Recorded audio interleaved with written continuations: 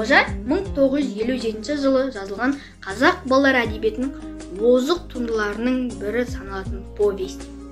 Авторы Бердібек Соқпақбаев. Ол орыс, украин, француз, литва, латыш, өзбек тілдеріне аударылды. 1963 жылы Қазақфильм студиясы осы кітап бойынша жазылған киносценарийді экранға шығарды. Мен повесті де оқып, фильмді көріп, өз білімімді толықтыра түстім. Көркем шығармада бақаны алып келу зоология пәні мұғалімі Оспановтың тапсырмасы болады. Ал фильмде бақаны ешқандай тапсырмасыз алып келеді. Бірақ фильмдегі кейбір көріністер мен оқыған шығармаға жан бітіре түскендей болды. Мен үшін көркем шығармада, көркем фильмде өте керемет шыққан. Повесте кішкентай Қожаның мектеп жасындағы бастан кешкен әртүрлі қызықты оқиғалар жайы баяндалады.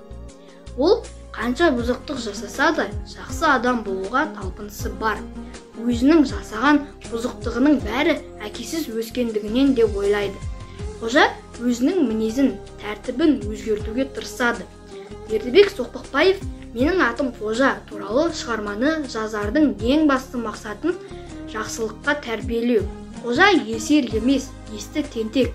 Бір көрген адамға жаман бала, қиын бала болып, кейін мүлде өзгеріп, жақсылардың қатарына қосылып кететін балалар аз емес қой деген екен. Қазақ әдебиетінің тарихындағы өзіндік орны бар тағылымды мен тәрбиелік мән зор, жоқтығы биік осындай туындылар адамға рухани азық, қиялына қанат бітірері сөзсіз.